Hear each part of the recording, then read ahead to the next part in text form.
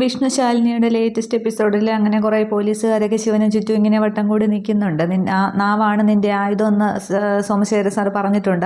അതാണ് തല്ലിച്ചതയ്ക്കാൻ പോകുന്നത്. പിന്നെ നിനക്ക് 6 മാസം പിന്നെ നല്ല പോലീസിൻ്റെ ഇടി കിട്ടും. അപ്പോൾ 6 മാസം കൊണ്ട് നീ പിന്നെ നടക്കത്തില്ല, പിന്നീട് നീ അങ്ങോട്ട് ഭിത്തിയിൽ പടമായിട്ട് നിൽക്കും എന്നൊക്കെ കുറേ ഡയലോഗ് പറയുന്നുണ്ട്. അതിന് 6 മാസം ഉണ്ടോ, പിന്നെ സാവകാശം ഉണ്ടല്ലോ, എങ്കിൽ പിന്നെ നമുക്കങ്ങ് തുടങ്ങിയേക്കാം.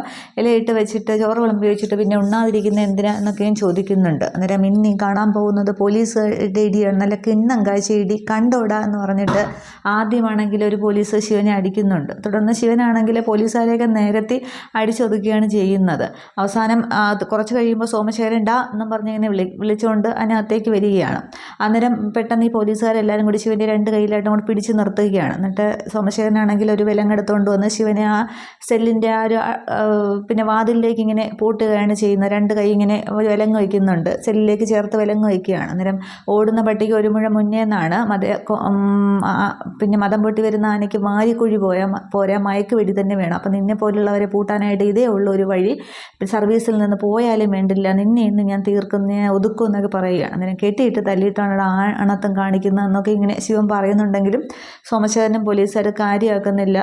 മറ്റേ പോലീസുകാർ ശിവൻ്റെ നെഞ്ച് നോക്കി ചവിട്ടുന്നുണ്ട്, സോമശേഖരൻ നന്നായിട്ട് തല്ലിയൊക്കെ ചെയ്യുന്നുണ്ട്. അന്നേരം അടികൊണ്ട് ആകെ ശിവനൊന്ന് അവശനാവുന്നുണ്ട്. ഇതേ സമയം അവിടെ ശാലിനിയാണെങ്കിൽ റസാക്കിനെ ഫോൺ ചെയ്യണം. റസാക്ക് വണ്ടിയിലെങ്ങോട്ടോ പോയിക്കൊണ്ടിരിക്കുകയാണ്. അന്നേരം സോമശേഖരനെ ഇങ്ങനെ കയറൂരി വിട്ടിരിക്കുകയാണോ, യൂണിഫോമിൻ്റെ ബലത്തിൽ അയാൾ എന്തൊക്കെയാണ് ചെയ്തു കൂട്ടുന്നതെന്ന് അറിയാമോ എന്ന് ചോദിക്കുന്നുണ്ട്. അന്നേരം ശിവനെ അറസ്റ്റ് ചെയ്തതിൻ്റെ കാര്യമാണെങ്കിൽ അതിൽ വ്യക്തമായ തെളിവോടുകൂടിയാണ് അറസ്റ്റ് ചെയ്തിരിക്കുന്നത്. അവൻ്റെ അച്ഛൻ മഹേന്ദ്രനെ കൊല്ലാൻ നോക്കി എന്ന് പറയുന്നുണ്ട്. അന്നേരം അത് വിശ്വസിക്കുന്നുണ്ടോ, റസാക്ക് അത് വിശ്വസിക്കുന്നുണ്ടോ എന്ന് ചോദിക്കുകയാണ്. അന്നേരം എന്നാലും വ്യക്തമായ തെളിവോട് വിറ്റ്നസ്സോട് കൂടിയാണ് പിന്നെ സോമശേഖരൻ കേസ് ശിവനെ കസ്റ്റഡിയിൽ എടുത്തിരിക്കുന്നത്. പിന്നെ പോലീസുകാരനെ കയ്യേറ്റം ചെയ്തു. മഹേന്ദ്രന് അതിൽ പരാതിയൊന്നും ഇല്ലാന്നുണ്ടെങ്കിലും പോലീസുകാരനെ കയ്യേറ്റം ചെയ്ത ആ ഒരു കേസ് നിലനിൽക്കുന്നുണ്ട് എന്ന് പറയുകയാണ്. അന്നേരം ഇതിൽ റസാക്കിന് എന്തെങ്കിലും ചെയ്യാൻ സാധിക്കുമോ എന്ന് ചോദിക്കുമ്പോൾ ഇല്ല മേഡം, എനിക്കൊന്നും ചെയ്യാൻ സാധിക്കില്ല എന്ന് പറയുമ്പോൾ ശരി എങ്കിൽ ഞാൻ എൻ്റെ വഴി നോക്കിക്കോളാം എന്നൊക്കെ ശാലിനിയുടെ ആകെ ദേഷ്യത്തിലാണ്. ശാലിനിയുടെ സ്വന്തം എന്നുള്ള ആരെയോ ജയിലിൽ ഇട്ടിരിക്കുന്നു എന്നുള്ളൊരു രീതിക്ക് തന്നെയാണ് ശാലിനിയുടെ പെരുമാറ്റമൊക്കെ. ഞാൻ എൻ്റെ വഴിക്ക് നോക്കിക്കോളാം എന്ന് പറഞ്ഞിട്ട് ഫോൺ വെച്ചിട്ട് ശാലിനി കമലിനെ ഫോൺ ചെയ്യുന്നുണ്ട്. അങ്ങനെ കമലിന് ഇങ്ങനെ ഓട്ടോയിൽ പോയിക്കൊണ്ടിരിക്കുകയാണ്. എനിക്ക് നിന്നെ അത്യാവശ്യമായിട്ട് കാണുമെന്ന് പറയുമ്പോൾ ശരി ഏട്ടത്തമ്മേ കാണാമെന്ന് പറഞ്ഞിട്ട് കമല വണ്ടി നിർത്തി ഫോൺ സംസാരിച്ചിട്ട് വീണ്ടും വണ്ടി എടുത്ത് പോവുകയാണ്. അതേസമയം ആൻ്റണിയും ഡേയ്സും കൂടി മഹേന്ദ്രൻ്റെ വീട്ടിലെത്തുന്നുണ്ട്. വിവാഹം ക്ഷണിക്കാനാണ് എത്തിയത്, പക്ഷേ മഹേന്ദ്രനും ഹോസ്പിറ്റലിൽ നിന്ന് എത്തിയില്ല. അപ്പം ഒരുപാട് നേരമല്ലോ എന്ന് പറയുമ്പോൾ ഇപ്പോൾ എത്തുമായിരിക്കും എന്നിങ്ങനെ ഡേയ്സി പറയുന്നുണ്ട്. തുടർന്ന് മഹേന്ദ്രനൊക്കെ എത്തുന്നുണ്ട്. അന്നേരം പിന്നെ ഡിസ്ചാർജ് ആയെങ്കിലും ബില്ല് കിട്ടാനായിട്ട് താമസിച്ചു, അതാണ് എന്നിങ്ങനെ മഹേന്ദ്രൻ കാറിൽ നിന്ന് ഇറങ്ങിയിട്ട് പറയുന്നുണ്ട്. പക്ഷേ ചന്ദ്രയ്ക്ക് ഡേയ്സിയെ കാണുമ്പോൾ ആകെപ്പാടെ ദേഷ്യമൊക്കെ തോന്നുന്നുണ്ട്. തുടർന്ന് നിങ്ങൾ വന്നിട്ട് ഒരുപാട് സമയം ചോദിക്കുമ്പോൾ ഇല്ല എത്തിയതേ ഉള്ളൂ എന്ന് ഇങ്ങനെ ആൻ്റണി പറയുന്നുണ്ട്. അന്നേരം ഇടി വാതിൽ തുറക്കുന്ന ഇങ്ങനെ നിർമ്മലയോട് പറയുന്നുണ്ട്. നിർമ്മല പോയി വാതിൽ തുറക്കുന്നുണ്ട്. ചന്ദ്ര അങ്ങ് അകത്തേക്ക് കയറി പോവുകയാണ്. ദേഷ്യത്തോടെ ഡേയ്സി നോക്കുന്നപോലുമില്ല. എന്നിട്ട് ജനലിൽ പോയി എന്നവർ പറയുന്നത് എന്താണ് ശ്രദ്ധിക്കുന്നുണ്ട്. തുടർന്ന് അച്ഛനിപ്പോൾ എങ്ങനെയുണ്ട് എന്ന് ഡേയ്സി ചോദിക്കുകയാണ്. അന്നേരം പുറത്തെ പിന്നെ ഇതിനല്ലേ അവർക്ക് ചികിത്സിക്കാനായിട്ട്, അസുഖത്തിനല്ലേ ചികിത്സിക്കാൻ പറ്റുള്ളൂ, പക്ഷെ മനസ്സിലെ വേദന അത് ചികിത്സിക്കാനായിട്ട് സാധിക്കില്ലല്ലോ. ഇപ്പോൾ രാത്രിയും പിന്നെ എപ്പോഴാണ് എന്താണ് സംഭവിക്കുന്നതെന്നൊന്നും അറിയത്തില്ലല്ലോ. രാത്രി ആരാണ് കൊല്ലാൻ കഴുത്ത് കരിച്ച് ആരാണ് കൊല്ലാൻ വരുന്നതെന്ന് നോക്കി കാത്തിരിക്കുകയാണ് ചെയ്യുന്നത്. ശത്രുക്കൾ പുറത്തല്ലല്ലോ അകത്തല്ലേ, അപ്പോൾ സ്വന്തം ഭാര്യയെ തന്നെ സംശയിക്കേണ്ടി വരും എന്നൊക്കെ ഇങ്ങനെ സംസാരിക്കുകയാണ്. അന്നേരം ഡോക്ടർ പറഞ്ഞത് ഓർമ്മയില്ലേ, അധികം സംസാരിക്കേണ്ട മഹേട്ട എന്ന് നിർമ്മല ഒന്ന് പറയുകയാണ്. അന്നേരം ഈ ശിവനെക്കുറിച്ച് ഇങ്ങനെയൊക്കെ പറയുന്നത് കേട്ടിട്ട് ഡേയ്സി ആൻ്റണി ഇങ്ങനെ പരസ്പരം നോക്കി സന്തോഷിക്കുകയാണ് ചെയ്യുന്നത്. അന്നേരം ഡോക്ടർക്ക് അങ്ങനെയൊക്കെ പറയാം, എൻ്റെ മനസ്സിൻ്റെ വേദന എനിക്ക് മാത്രമല്ലേ അറിയൂ എന്നും പറഞ്ഞിട്ട് ശിവനെക്കുറിച്ചുമൊക്കെ എൻ്റെ മകൻ തന്നെയാണ് എൻ്റെ ശത്രു, അല്ലെങ്കിൽ ഇങ്ങനത്തെ ഒരു വെളുത്തരവൻ എന്നോട് ചെയ്യുമെന്നൊക്കെ ഇങ്ങനെ സംസാരിക്കുകയാണ്. അന്നേരം ചന്ദ്ര അകത്തുനിന്ന് ഇതൊക്കെ കേട്ട് ഇങ്ങനെ ദേഷ്യത്തോടെ നോക്കിക്കൊണ്ട് നിൽക്കുകയാണ്. തുടർന്ന് ഞങ്ങൾ അകത്തേക്ക് കയറാം എന്നിങ്ങനെ പറയുകയാണ്. അന്നേരം വേണ്ട, ഞങ്ങൾക്ക് ഒരുപാട് സ്ഥലത്ത് പോകാനുണ്ട്, വന്ന കാര്യം പറയുന്നിങ്ങനെ ആൻ്റണി ഡേയ്സിയോട് പറയുന്നുണ്ട്. തുടർന്നാണെങ്കിലും ഡേയ്സി ഇങ്ങനെ ലെറ്റർ അങ്ങോട്ട് നീട്ടുകയാണ്. എന്നിട്ട് പറയുന്നുണ്ട് എൻ്റെ വിവാഹമാണ് എന്ന് പറയുന്നുണ്ട്. ഞങ്ങളുടെ സന്തോഷത്തിൽ ഞങ്ങളെ ആദ്യം വിളിക്കുന്ന അച്ഛനെ തന്നെയാണ്, ഞങ്ങളുടെ സന്തോഷത്തിൽ ഇവിടെ നിന്ന് എല്ലാവരും വരണം, വന്ന് പങ്കുചേരണം, അനുഗ്രഹിക്കണം എന്നിങ്ങനെ പറയുമ്പോൾ മഹേന്ദ്രൻ അതൊരു ചെറിയ ഷോക്ക് ആവുന്നുണ്ട്. എന്നിട്ട് മഹേന്ദ്രൻ എഴുത്തങ്ങോട്ട് വാങ്ങിക്കുകയാണ്. എന്നിട്ട് അത് വായിച്ച് നോക്കുകയും ചെയ്യുന്നുണ്ട്. തുടർന്ന് ആൻ്റണി പറയുന്നുണ്ട് ഞങ്ങളുടെ പിന്നെ അച്ഛൻ്റെ സഹോദരിയുടെ മകൻ ഡേവിസ് തന്നെയാണ് വരൻ, എല്ലാം അറിഞ്ഞുകൊണ്ട് തന്നെയാണ് ഡേയ്സി വിവാഹം കഴിക്കുന്നത്, അതുകൊണ്ട് ഒരു പ്രശ്നങ്ങൾ അവരുടെ ജീവിതത്തിൽ ഉണ്ടാകാനായിട്ട് വഴിയില്ല എന്നൊക്കെ ഇങ്ങനെ പറയുമ്പോൾ മോളെ നീ തന്നെയാണ് ശരി, സ്നേഹിച്ച പുരുഷൻ അവന് കൊടുക്കാൻ പറ്റിയ ഏറ്റവും വലിയ ശിക്ഷ ഇത് തന്നെയാണെന്ന് പറയുന്നുണ്ട്. അന്നേരം എൻ്റെ സ്നേഹമൊന്നും അവൻ കണ്ടില്ലല്ലോ, സ്വന്തം അച്ഛൻ്റെ അമ്മയുടെ സ്നേഹം പോലും കണ്ടില്ല, അവൻ അവൻ്റേതായ ഒരു മതിൽക്കെട്ടുണ്ടാക്കി അതിനകത്ത് നിൽക്കുകയല്ലേ, എല്ലാവരും അവന് ശത്രുക്കളാണ് എന്നിങ്ങനെ പറയുന്നുണ്ട്. തുടർന്ന് വീണ്ടും വിവാഹത്തിന് വരണം എന്നൊക്കെ ഇങ്ങനെ പറയുന്നുണ്ട്. അന്നേരം ഞാനും എൻ്റെ മകനെ എൻ്റെ മനസ്സിൽ നിന്നും പറിച്ചറിയാനായിട്ട് ശ്രമിക്കുക തന്നെയാണ്, അത്രയ്ക്ക് അല്ലെങ്കിൽ അച്ഛനോട് അവൻ ഇങ്ങനെ ഒരു ചതി ചെയ്യില്ലല്ലോ എന്നൊക്കെ ഇങ്ങനെ മഹേന്ദ്രൻ സംസാരിക്കുമ്പോൾ നിർമ്മലയ്ക്ക് അങ്ങ് ആകപ്പാടെ വിഷമം, ആരെക്കുറിച്ചാണ് എന്തൊക്കെയാണ് പറയുന്നതെന്നൊക്കെ ഇങ്ങനെ ചോദിക്കുന്നുണ്ട്. പക്ഷേ ഡേവിസും ആൻ്റണിയൊക്കെ അങ്ങനെ ആകെ സന്തോഷത്തിൽ തന്നെ നിൽക്കുകയാണ്. തുടർന്ന് വിവാഹത്തിന് വരണമെന്ന് പറഞ്ഞിട്ട് ഡെയ്സി അങ്ങ് പോകാൻ തുടങ്ങുമ്പോൾ മോളെ നീ തന്നെയാണ് ശരി എന്നൊക്കെ ഇങ്ങനെ ഡെയ്സിയുടെ തോളിൽ തട്ടി മഹേന്ദ്രൻ സംസാരിക്കുന്നുണ്ട്. എന്നിട്ട് പറയുന്നുണ്ട്, ശിവന് പിന്നെ ഒരുപാട് നേർച്ചയും വഴിപാടും ഒക്കെ ഉണ്ടായ മകനാണ് ശിവൻ, പക്ഷേ എനിക്ക് അവനെ അങ്ങ് ശപിക്കാനായിട്ട് കഴിയില്ല എന്ന് പറയുമ്പോൾ അത് അച്ഛനും മകനോട് ക്ഷമിക്കാനായിട്ട് പറ്റുമായിരിക്കും, പക്ഷെ അത് മറ്റുള്ളവരോട് പറയരുത്, പക അത് വീട്ടിൽ തന്നെ തീർക്കാനുള്ളതാണ്, അത് ഞാൻ തീർക്കുക തന്നെ ചെയ്യും എന്നിങ്ങനെ ഡെയ്സി ഇങ്ങനെ മഹേന്ദ്രനോട് പറയുമ്പോൾ ആ മഹേന്ദ്രനൊരു ഭീതി ഉണ്ടാകുന്നുണ്ട്. വീണ്ടും ശിവനെ ഈ ഡെയ്സിയും ആൻ്റണിയും ഒക്കെ വേട്ടയാടും ഹന്നാനും ഒക്കെ വേട്ടയാടും എന്നുള്ളത് ശിവൻ്റെ ഉള്ളിൽ അന്നേരം ഒരു ഭയം തോന്നുന്നുണ്ട്. ശിവൻ്റെ ഉള്ളിലല്ല, മഹേന്ദ്രൻ്റെ ഉള്ളിൽ അങ്ങനെ ഒരു ശിവനെക്കുറിച്ചൊരു പേടി ഇങ്ങനെ വരുന്നുണ്ട്, ശിവൻ്റെ ജീവനെക്കുറിച്ച്. അതിനുശേഷം കമലിൻ്റെ ഓട്ടോയിൽ ശാലിനിയാണെങ്കിൽ ആ സജീവിൻ്റെ വർക്ക്ഷോപ്പിലേക്ക് എത്തുന്നുണ്ട്. അന്നേരം ഒരു കാർ ഇങ്ങനെ പണിതുകൊണ്ടിരിക്കുകയാണ്. അന്നേരം ഓട്ടോയിൽ നിന്ന് ശാലിനി ഇറങ്ങുന്നില്ല, കമലം മാത്രം ചെല്ലുന്നുണ്ട്. എന്നിട്ട് പറയുകയാണ്, എന്താ വണ്ടിയുടെ പണിയാണ്, ഓട്ടോയാണ്, ഓട്ടോയുടെ പണി ഇവിടെ എടുക്കില്ല എന്നിങ്ങനെ പറയുകയാണ്. അന്നേരം ഞാൻ സോമശേഖരൻ സാർ പറഞ്ഞിട്ട് വന്നതാണ്, പിന്നെ പണം കൊണ്ടുവന്നിട്ടുണ്ടെന്ന് പറഞ്ഞ് പൈസ എങ്ങോട്ട് കൊടുക്കുന്നുണ്ട്. അപ്പോൾ സാക്ഷിയാണല്ലേ, അപ്പോൾ ഇതുപോലുള്ള നക്കാപ്പിച്ച കേസൊന്നും വരരുതെന്ന് ഞാൻ സാറിനോട് പ്രത്യേകം പറഞ്ഞിട്ടുള്ളതാണെന്നിങ്ങനെ പറയുന്നുണ്ട്. അന്നേരം ആളിനെ ഞാൻ കൊണ്ടുവന്നിട്ടുണ്ട്, ആൾ ഓട്ടോയിൽ വെയിറ്റിംഗ് ആണ്, നിങ്ങൾ തമ്മിലൊന്ന് സംസാരിച്ച് കാശിൻ്റെ കാര്യത്തിൽ തീരുമാനമായാൽ അത് നമുക്ക് എന്താണെന്ന് വെച്ചാൽ ചെയ്യാം എന്നൊക്കെ ഇങ്ങനെ പറയുന്നുണ്ട്. അന്നേരം ഈ സജീവ് അങ്ങോട്ട് വിശ്വസിക്കുകയാണ്. ശാലിനി വണ്ടിയിൽ നിന്ന് തന്നെ ഇങ്ങനെ നോക്കുന്നുണ്ട്. തുടർന്ന് ആളകത്ത് ഓട്ടോയിൽ ഇരിപ്പുണ്ട് എന്ന് പറയുമ്പോൾ കമലിനാണെങ്കിൽ സജീവിനെയും കൂട്ടിക്കൊണ്ട് ഓട്ടോയുടെ അടുത്തേക്ക് വരുന്നുണ്ട്. അന്നേരം ശാലിനി ഇങ്ങനെ അങ്ങോട്ട് ഇറങ്ങുകയാണ്. അന്നേരം സോമശേഖരൻ്റെ സ്ഥിരം ആളാണ് അല്ലേയും ചോദിക്കുകയാണ്. അന്നേരം സാറ് പറഞ്ഞാൽ പിന്നെ ചെയ്യാതിരിക്കാനായിട്ട് പറ്റുമോ, എന്താണ് സാക്ഷിമൊഴിയാണ്, എന്താണ് ചെയ്യേണ്ടത് എന്നിങ്ങനെ ചോദിക്കുന്നുണ്ട്. അന്നേരം ഒന്ന് പോലീസ് സ്റ്റേഷൻ വരെ വരണം എന്ന് പറയുന്നത്. പോലീസ് സ്റ്റേഷൻ ചോദിക്കുമ്പോൾ അതെ, മുമ്പ് പറഞ്ഞ ഒരു പിന്നെ കള്ളസാക്ഷിമൊഴി ഒന്ന് തിരുത്തി പറയണം എന്നിങ്ങനെ പറയുകയാണ്. അന്നേരം നിങ്ങളാരാ, എന്താ കൊട്ടേഷനാണോ എന്നിങ്ങനെ ചോദിക്കുകയാണ്. അന്നേരം ശാലിനിയാണെങ്കിൽ ഈ സജീവൻ്റെ കരണം നോക്കി ഒന്ന് പൊട്ടിച്ചിട്ട് പറയുകയാണ്, അതെ കൊട്ടേഷൻ തന്നെയാണ്, കളക്ടറുടെ കൊട്ടേഷൻ എന്നിങ്ങനെ പറയുകയാണ്. അന്നേരമാണ് ഈ സജീവന് ഇത് കളക്ടറാണെന്നുള്ളത് മനസ്സിലാകാൻ തോന്നുന്നു. അടിയും കൊണ്ട് കവളും തടവി ഈ സജീവൻ നിൽക്കുന്നുണ്ട്. കമലിനിങ്ങനെ ആകെ സന്തോഷിച്ച് നോക്കി നിൽക്കുകയാണ്. അതേസമയം അവിടെ ലോക്കപ്പിലാണെങ്കിൽ ആകെ അവശനായിട്ട് ഇങ്ങനെ തറയിൽ ഇങ്ങനെ അഭിത്തിയിൽ ഇങ്ങനെ ചാരിയിരിക്കുന്ന ശിവനെ കാണിക്കുന്നുണ്ട്.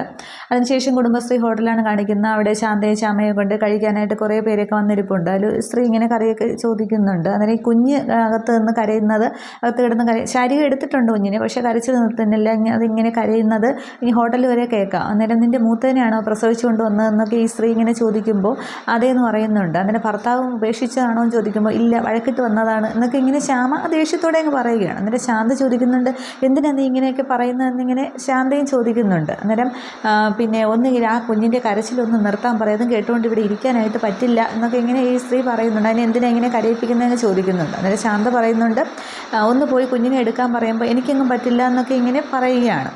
അന്നേരമാണെങ്കിൽ ഗോപാലകൃഷ്ണനെ കരച്ചിലും കേട്ടുകൊണ്ട് ഇവിടെ നിന്ന് വരികയാണ്. അന്നേരം ഗോപാലകൃഷ്ണൻ ചോദിക്കുന്നുണ്ട്, നിനക്ക് ആ കുഞ്ഞിനെ പോയി ഒന്ന് എടുത്തുകൂടെ ശ്യാമയും ചോദിക്കുകയാണ്. അന്നേരം ഞാനിപ്പോൾ എടുത്തിട്ട് ആ കുഞ്ഞിനെ കരച്ചിൽ മാറ്റണ്ട, എനിക്കിവിടെ ഒരുപാട് ജോലിയുണ്ട് എന്നൊക്കെ ഇങ്ങനെ പറയുകയാണ്. എന്നിട്ട് ഈ ഭക്ഷണം കഴിച്ചുകൊണ്ടിരുന്ന സ്ത്രീയാണെങ്കിൽ ഇതൊക്കെ ഇങ്ങനെ കേട്ടുകൊണ്ടിരിക്കുകയാണ്. എന്നിട്ട് പറയുന്നുണ്ട്, മൂത്തതിനേക്കാൾ കേമിയാണല്ലോ ഇളയവളെന്നിങ്ങനെ പറഞ്ഞ് ശ്യാമയും പറയുകയാണ്, കൊള്ളാമല്ലോ എന്ന് പറഞ്ഞിട്ട്. അന്നേരം നല്ല ഭക്ഷണം വല്ലതും കഴിക്കാൻ വന്നെങ്കിൽ ഇവിടെ നിന്ന് കഴിച്ചിട്ട് കാശും വെച്ചിട്ട് പൊയ്ക്കോണം, അല്ലാതെ ഇവിടെ എല്ലാവരെയും ഭരിക്കാനും നിൽക്കേണ്ട എന്നിങ്ങനെ പറയുകയാണ്. എന്നിട്ട് ഈ സ്ത്രീ ഒരു വയസ്സായ സ്ത്രീയാണ്, ഒരു അമ്മൂമ്മ പ്രായമുണ്ട്. അവരാണെങ്കിൽ പറയുന്നുണ്ട്, എനിക്ക് ഇതൊന്നും കേട്ടോണ്ട് ഇരിക്കാനായിട്ട് പറ്റില്ല, കുഞ്ഞിൻ്റെ കരച്ചിൽ കേട്ടോണ്ട് ഇവിടെ നിന്ന് ഭക്ഷണം കഴിക്കാൻ എനിക്ക് വയ്യെന്ന് പറഞ്ഞ് അവർ പോയി കൈ കഴുകിയിട്ട് പൈസ കൊണ്ടുവന്ന് ഗോപാലകൃഷ്ണൻ്റെ കയ്യിലേക്ക് കൊടുക്കുകയാണ്. എന്നിട്ട് പറയുന്നുണ്ട്, കുഞ്ഞുങ്ങളെ ഇങ്ങനെ കരയിപ്പിക്കരുത്, കരയിച്ചാൽ എന്നെ നീർക്കെട്ടുണ്ടാവും, പിന്നെ പാല് കുടിച്ചാലൊന്നും ദഹിക്കത്തൊന്നുമില്ല, പിന്നെ അസുഖം ഒക്കെ ആവും.